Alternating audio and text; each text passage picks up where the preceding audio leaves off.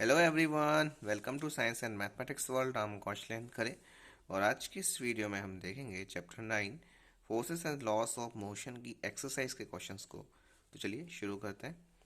इस पहले क्वेश्चन में लिखा हुआ है an object experiences a net equal external unbalanced force. Is it possible for the object to be travelling with a non zero velocity. इसमें हमें बताना है कि ये एक कोई ऑब्जेक्ट है, वो एक्सपीरियंसेस करता है, अनुभव करता है क्या, a net zero external unbalanced force. एक नेट जीरो एक्सटर्नल बाहर से अनबैलेंस्ड फोर्स अपने अंदर एक्सपीरियंस कर रहा है। और क्या ये पॉसिबल है किसी ऑब्जेक्ट के लिए travelling with non zero velocity. वो नॉन जीरो वेलोसिटी मतलब वेलोसिटी ज़ीरो नहीं होना चाहिए, वेलोसिटी है कुछ और उसके साथ वो ट्रैवल करे। और यदि ऐसा हो सकता है क्या, यदि इफ़ यस तो स्टेट द कंडीशन, उसको कंडीशंस बताना है आपको। और that must be placed on the magnitude and the direction of velocity. और यदि ऐसा हो सकता है तो आपको क्या बताना है कि वो कंडीशंस बताना है और मैग्नीट्यूड और डायरेक्शन ऑफ वेलोसिटी बताने हैं। और यदि नहीं होता है तो उसका कोई रीज़न देना है। क्वेश्चन समझ में आया? इसमें आपको बता रहे हैं कि यदि कोई ऑब्जेक्ट है वो एक्सपीरियंसेस करता है net zero external unbalanced force, ठीक है, तो क्या ये पॉसिबल है उसके लिए, ऑब्जेक्ट के लिए, कि वो नॉन जीरो वेलोसिटी से ट्रैवल करे। और यदि ऐसा हो सकता है तो वो हमें कंडीशंस बतानी है जिससे जो भी वहाँ पे प्लेस हो सकती हैं, और उसका मैग्नीट्यूड और डायरेक्शन भी बतानी है वेलोसिटी की। और यदि ऐसा नहीं होता है तो हमें उसका कारण बताना है कि ऐसा क्यों नहीं होता है। ठीक है, तो ये था हमारा पहला क्वेश्चन। अब इसका आंसर देख लेते हैं। इसका आंसर है कि yes, an object travel with an non zero velocity even when the net external force is zero. ये हो सकता है कि कोई ऑब्जेक्ट है वो ट्रैवल कर रहा है जिस नॉन जीरो वेलोसिटी से, और यदि और क्या है, और उसका जो नेट एक्सटर्नल फोर्स है माने उस पर कोई फोर्स जो है वो नहीं लग रहा है। ठीक है, बिना फोर्स के भी वो नॉन जीरो वेलोसिटी के साथ कोई ट्रैवल कर सकता है। अब जैसे इसका एग्जाम्पल क्या है, a rain drop falls down with a constant velocity. जब आसमान से बारिश होती है तो रेन की एक ड्रॉप गिर रही है, वो एक कांस्टेंट वेलोसिटी के साथ जा रही है। The weight of the drop is balanced by the upthrust and the velocity of air. जो इसका जो वेट होता है ना किसी किसका, आपकी रेन ड्रॉप का, जैसे रेन ड्रॉप आ रही है आसमान से, ठीक है, तो उसका जो बैलेंस होता है, उसका रेन उसका वेट जो होगा ना ड्रॉप का, वो किसके द्वारा बैलेंस किया जाएगा, thrust and the velocity of air. Uh, जो एयर होती है वो भी आपका क्या कोई फोर्स लगाती है, ठीक है, उसी को थ्रस्ट बोलेंगे। और जो वेलोसिटी ऑफ एयर, और जो एयर की वेलोसिटी है उससे। और जो net force on the drop is zero. जो नेट वो जो फोर्स है वो क्या है, वो जीरो है, वो क्योंकि वो अपने आप गिर रही है। ठीक है, तो इसीलिए फोर्स नहीं है उसमें, लेकिन उसके पास वेलोसिटी है और नॉन जीरो वेलोसिटी है। और वो गिर रही है विद अ कांस्टेंट वेलोसिटी। तो इसका जो वेट है और जो ड्रॉप का वो अनबैलेंस कर दिया जाएगा थ्रस्ट के द्वारा, माने जो फोर्स लग रहा है, एयर फोर्स लगाती है एयर, और वेलोसिटी जो है एयर की उसके द्वारा बैलेंस कर दिया जाएगा। तो ये था हमारा क्वेश्चन का आंसर। अब बढ़ते हैं अपने सेकंड क्वेश्चन की तरफ। इसमें हमें दिया पूछा है कि when a carpet is beaten with a stick dust comes out of it, explain. ये हमारा घर का कॉमन सा एक्सपीरियंस है कि जब हमारे घर में कंबल को हम उठाते हैं, कंबल हो गया, कारपेट हो गया, तो उसको क्या है, यदि हम छड़ी से बीट करते हैं तो उसमें से बहुत सारी डस्ट निकलती है। तो अब वो कह रहे हैं भाई इतने सारी डस्ट उसमें आती कहाँ से और वो क्यों इतनी डस्ट निकलती है। ये क्वेश्चन है हमारा। तो ये हमारे लाइफ से जुड़ा हुआ क्वेश्चन है, इसको भी ध्यान से देखिएगा।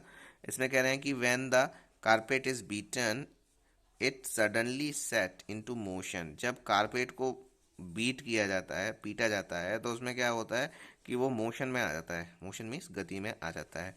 और जो डस्ट पार्टिकल होते हैं वो tend to remain at rest. और डस्ट पार्टिकल जो उसके ऊपर हैं, चिपके हुए हैं उससे, तो वो रेस्ट में ही रहते हैं, रेस्ट की पोजीशन में।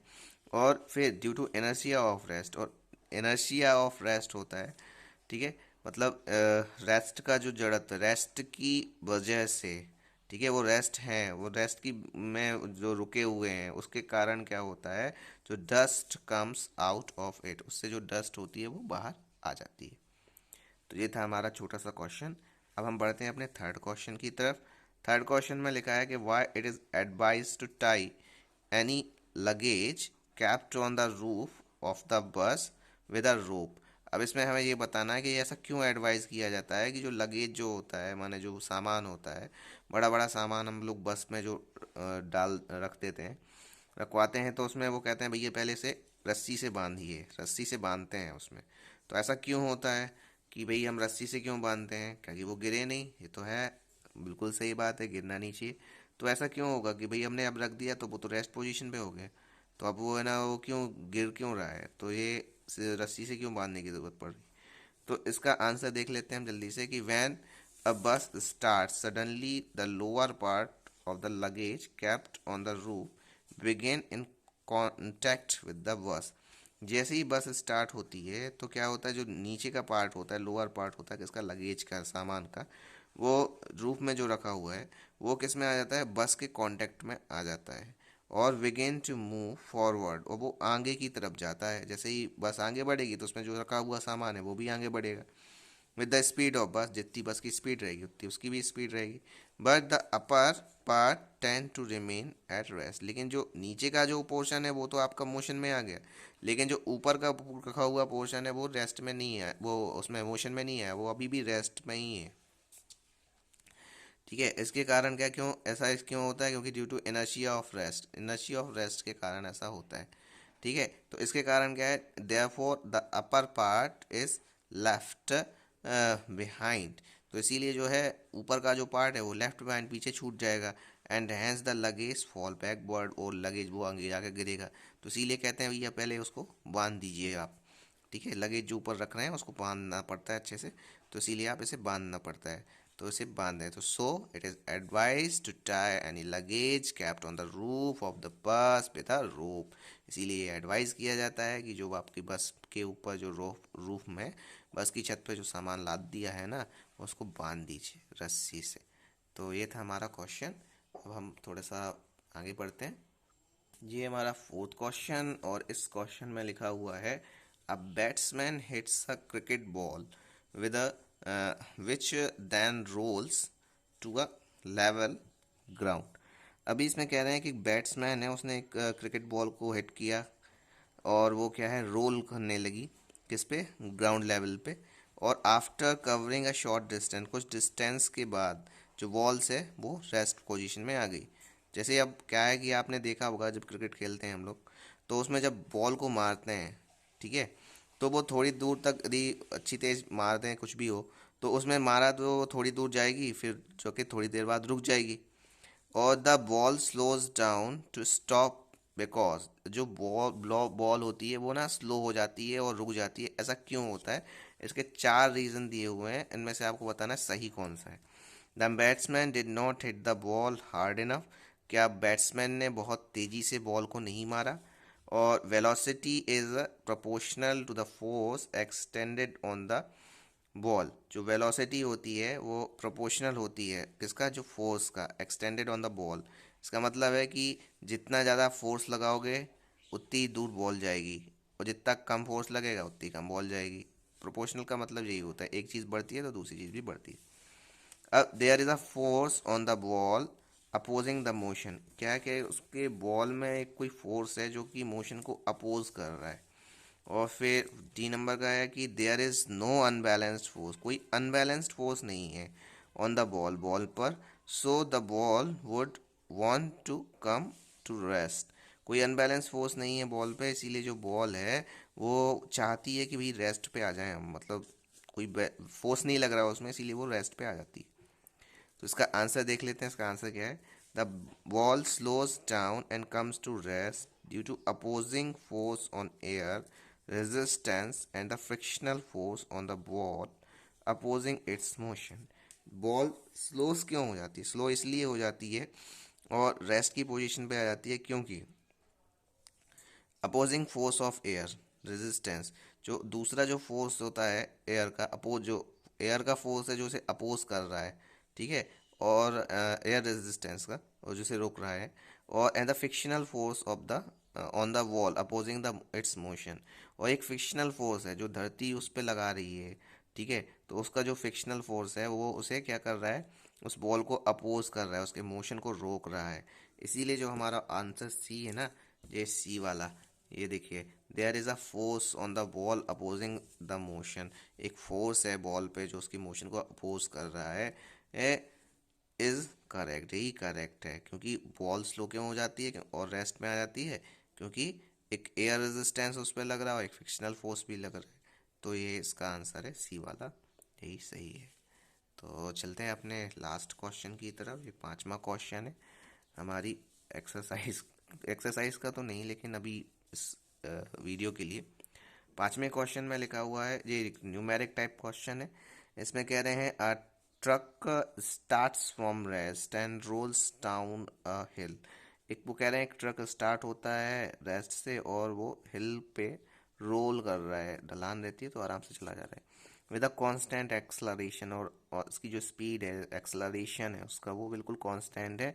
It travels a distance of 400 metre, वो 400 मीटर की डिस्टेंस ट्रेवल कर लेता है 20 सेकेंड में, ठीक है। अब वो कह रहे हैं उसका एक्सलरेशन फाइंड करके बताइए हमारे लिए, और फिर कह रहे हैं find the force acting on it, उसमें जो फोर्स लग रहा है उसको भी बताइए, और इट्स मास इन 7 मैट्रिक टन्स।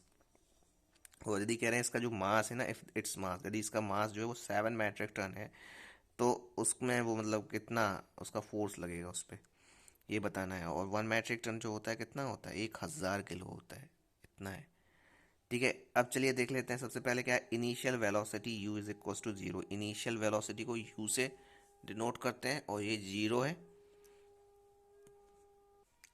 इनिशियल वेलोसिटी को u से डिनोट करते हैं और ये तो जीरो है यहाँ पे, क्योंकि वो रेस्ट की पोजीशन से स्टार्ट हुआ था। और डिस्टेंस ट्रेवल्ड एस कितनी है यहाँ पे, 400 मीटर, यहाँ लिखा हुआ है ना, 400 मीटर कवर करता है 20 सेकेंड में, तो 400 मीटर डिस्टेंस ट्रेवल्ड हो गई, इसको एस से डिनोट करते हैं। टाइम टेकन कितना लगा, 20 seconds is given, so 20 second time हो गया। और हमें पता है कि एस इज इक्वल टू क्या होता है, U T plus half A T square. ये हमारी इक्वेशन ऑफ मोशन है, सेकेंड इक्वेशन है मोशन की, U T is equal to half A T square. तो इसमें क्या होता है कि ये आपका एस जो है डिस्टेंस ट्रेवल मैंने 400 इज इक्वल टू यू कितना है 0 और टी है 20, तो यहाँ का मल्टीप्लाई होगा तो कितना हो जाएगा, यहाँ पे 0 ही हो जाएगा, यहाँ 400 रहा आएगा, यहाँ 400 रहेगा और यहाँ पे 0 हो गई। और हाफ ए टी स्क्वायर मतलब 400, ये इसका होगा कितना, 1/2 और मल्टीप्लाई ए, और यहाँ 2 2 ज़ा 4 और एक ज़ीरो, दो जीरो, तीन, दो जीरो बस, ठीक है, एक जीरो के दो जीरो हो गए। अब इससे ये कैंसिल हो गए, तो ये कितना आ गया, 200, ठीक है, 200 आ गया। और 200 है तो इसीलिए ये कितना हो जाएगा, 200 मीटर, नहीं 2 मीटर पर सेकेंड, ठीक है, एक्सलरेशन है तो इसीलिए से और ये यहाँ पे 200 है और यहाँ पे 400 है, तो इसको इस तरफ ले गए, तो यहाँ देख लीजिए 400 डिवाइडेड बाई 200, जीरो से जीरो कैंसिल, जीरो से जीरो कैंसिल, 2 1 जा 2 2 जा, तो 2 बस बचा ना, तो इसीलिए एक्सलरेशन कितना हो गया, 2 मीटर पर सेकेंड स्क्वायर। मीटर पर सेकेंड स्क्वायर उसकी एक्सलरेशन की यूनिट होती है, इसलिए। अब इसीलिए कह रहे हैं यदि नाव मास कितना है आपका, 7 मैट्रिक टन है, मीन्स कितना है, 7000 किलो, ठीक है। और 7000, 7 का मल्टीप्लाई करेंगे किससे, आप 1000 से मल्टीप्लाई करोगे 7 का, 7000 किलो हो जाएगा। और एक्सलरेशन कितना होता है आपका, 2 मीटर पर सेकेंड स्क्वायर है। और फोर्स जो होता है वो क्या होता है, वो होता है M A, mass multiply acceleration. तो फोर्स का 7000 का 2 से मल्टीप्लाई करेंगे तो कितना आ जाएगा इसका, 14000 न्यूटन, एन, फोर्स की ऐसा ही न्यूटन है इसलिए एन हो। तो ये हो गया आपका, आपका फोर्स भी पता चल गया हमें और हमें एक्सलरेशन भी पता चल गया। तो ये हमारा क्वेश्चन भी कंप्लीट हो गया।